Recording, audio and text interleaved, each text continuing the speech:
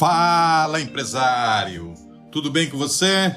Eu sou Levi Jimenez e você já sabe, eu criei esse canal com o intuito de compartilhar experiências, histórias e dicas para te ajudar de verdade para você melhorar o teu negócio, tornar ele mais sólido, mais à prova de crise, muito melhor estruturado financeiramente falando. O assunto hoje é empresas longevas. O que é isso? São aquelas empresas com 50, 100 anos de vida. Empresas que sobreviveram enquanto milhões de outras fecharam as portas ou foram vendidas e sumiram ao longo do tempo. Diversas pesquisas realizadas, claro, a maioria nos Estados Unidos, aqui no Brasil nós não temos nenhuma pesquisa desse tipo, apontam que a prudência financeira é um dos itens que fazem com que essas empresas centenárias se tornem referência nos seus mercados,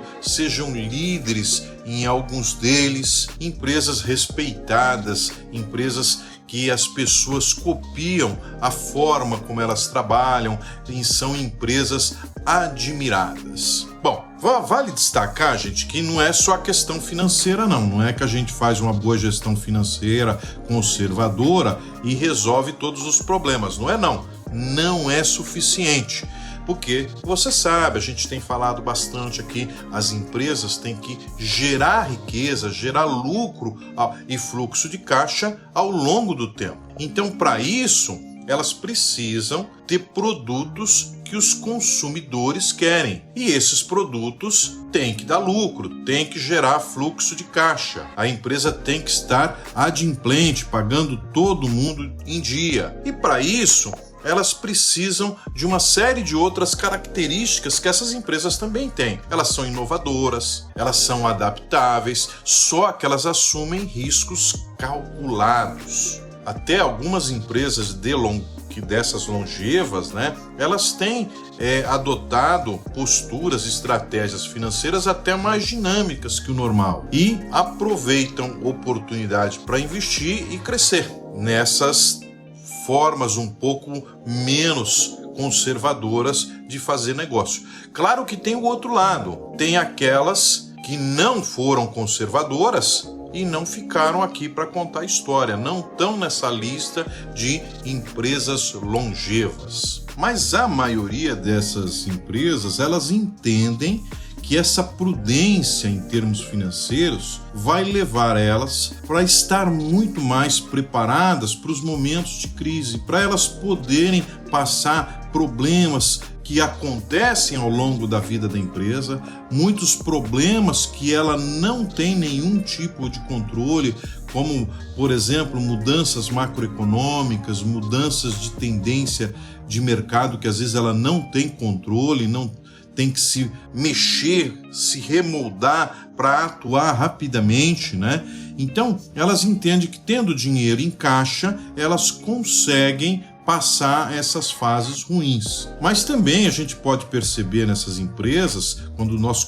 começamos a analisar um pouco mais elas, ou até mesmo, não precisa ser uma análise muito grande, que elas investem em tecnologia, em novos negócios, investem em clientes e muitas vezes elas são líderes de seus mercados e ainda puxam tendências. Eu vou trazer hoje a Toyota. A Toyota tem diversos tipos de negócio em logística, em energia, mas nós conhecemos ela basicamente, a maior parte das pessoas, como uma montadora de veículos. E é, claro, sempre uma empresa que teve um sistema rigoroso de fluxo de caixa.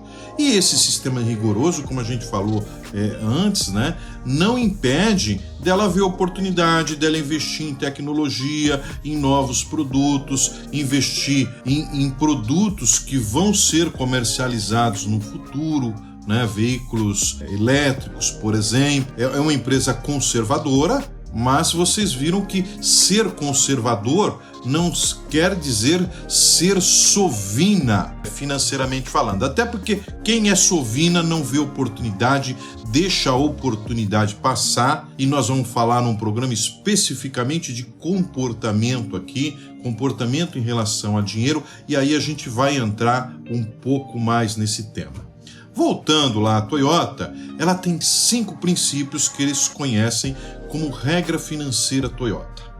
Eu vou dizer eles e depois eu vou falar para cada um deles o que eu acho, né? Saibam que todos os empréstimos são inimigos temíveis. Se você tem dinheiro sobrando, convertam tanto quanto possível em equipamentos para aumentar a eficiência das suas máquinas. Esteja sempre preparado para boa ventura ou sorte. O quarto, ao usar o capital, sempre espere o pior. E o quinto, quanto maior a empresa fica, mais você deve cortar despesas. Eu vou falar agora para vocês o que eu acho um a um dos princípios. O primeiro deles é um alerta que todos os empréstimos são inimigos terríveis. E é claro, é fácil entender isso. Empréstimos geram despesas financeiras. Despesas financeiras diminuem o lucro, o fluxo de caixa futuro e, claro, os dividendos dos investidores, dos acionistas. Uma empresa grande pode pensar muito bem dessa forma, né? Porque se você tem caixa para torrar, caixa para fazer os seus investimentos, etc., ou seja, grandes volumes de caixa, você pode pensar dessa forma. Mas a gente aqui, com pouco capital de giro, não consegue pensar aqui. Não dá para pensar aqui desta forma, né? Mas se você pensar em termos de Brasil, essa regra se aplica como uma luva. Por quê? Porque aqui o dinheiro é caro. Banco empresta pouco, não empresta para a maioria de nós pequenos. Quando empresta, os juros são altíssimos, pedem garantias que a gente quase nunca tem. Então, para nós é muito difícil pegar o empréstimo e continuar solvente. Eu conheço empresas que viam bem, viram uma oportunidade de crescer e aí foram lá e começaram a descontar título, a fazer operações para tentar investir e ganhar mais mercado. O que aconteceu depois de algum tempo foi que o lucro começou a ser corroído pela despesa financeira e acabou, ao invés de aumentando a remuneração do investidor, ou seja, dos proprietários da empresa, aumentando os dividendos deles, acabou diminuindo os dividendos. Por quê?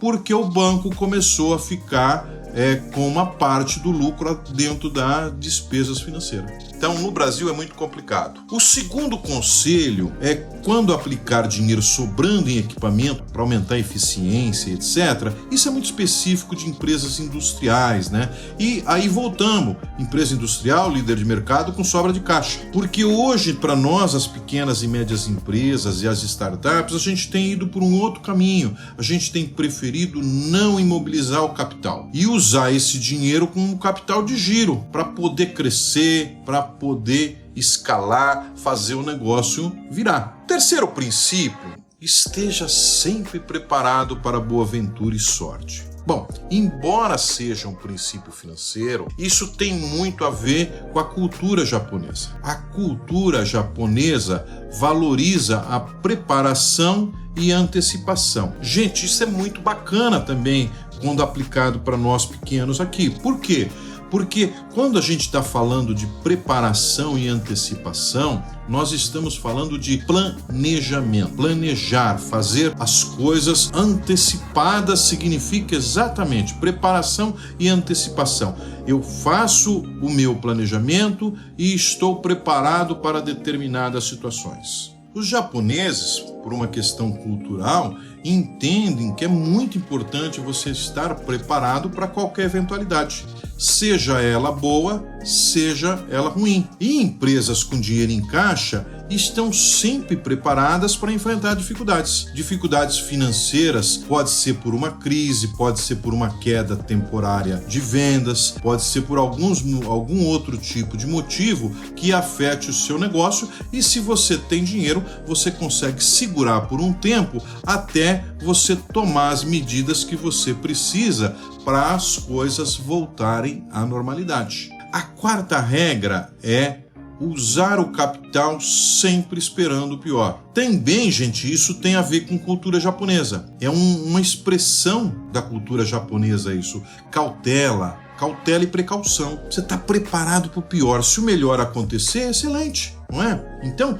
e em termos de fluxo de caixa, esse conselho é importantíssimo, porque não vai ter só bonança para nenhuma empresa. Toda empresa grande, mesmo essas longevas, você vai ver que elas já passaram por momentos ruins. Elas já passaram por guerras, elas já passaram por revoluções, elas já passaram por movimentos sociais diversos, movimentos de mudança no comportamento do consumidor dezenas de vezes, que são maiores ou menores crises, né? De alguma maneira, né? Pensando isto como uma crise. E dessa forma, elas conseguem passar, por quê? Porque elas têm dinheiro, elas continuam inadimplentes e elas não quebram. E o contrário, a gente viu muito aqui. Quem não se lembra na época do Covid, 2020, 21, 22, quando muitas empresas que já estavam em dificuldade quebraram,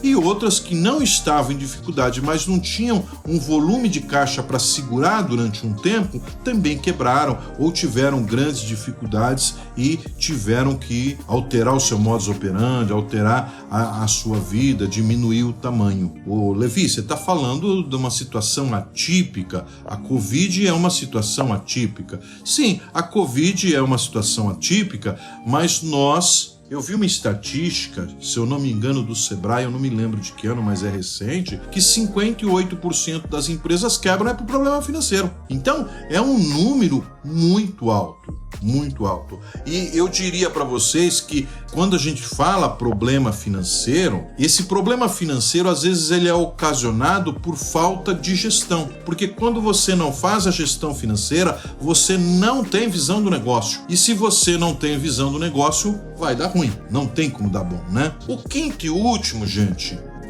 quanto maior a empresa fica, mais você deve cortar a despesa. Isso é uma grande verdade. Eu vi isso acontecer em muitas das empresas que eu passei. Não precisava ser porque estavam ficando enormes, mas porque foi em períodos de crescimento, essas empresas começam a investir mais, começam a drenar o caixa, começam a mexer com estrutura, vão acrescentando novos departamentos, novos isso, novos aquilo, criam preocupações que nem sempre estão afinadas com o fluxo de caixa. Então, elas perdem aquilo que a gente fala o tempo todo aqui, fazer mais com menos. Aí, tem dinheiro em caixa, começam a gastar, começam a botar no orçamento e torrar dinheiro. E no final, o que acontece? O que acontece é que se elas não focarem na redução de custos e despesas, vai reduzir a rentabilidade, vai reduzir a geração de caixa. Por quê? Porque vai aumentar a despesa, vai aumentar os custos.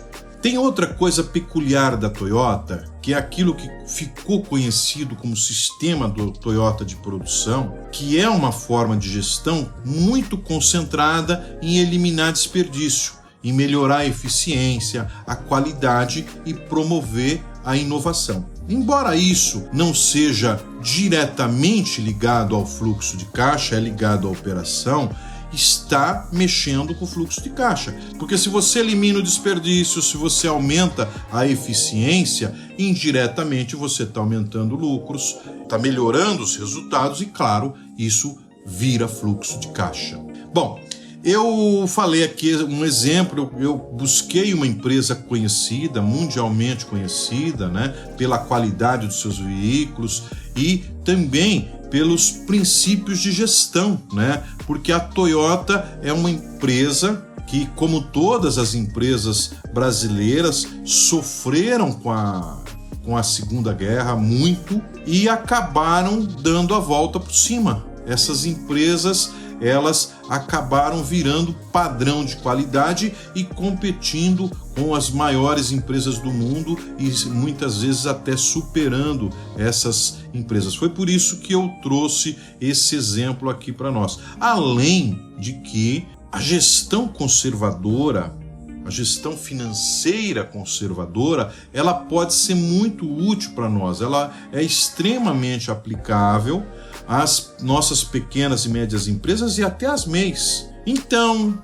gostou das dicas da Toyota? Deixa o seu like. Se você não é inscrito no canal, se inscreve, por favor.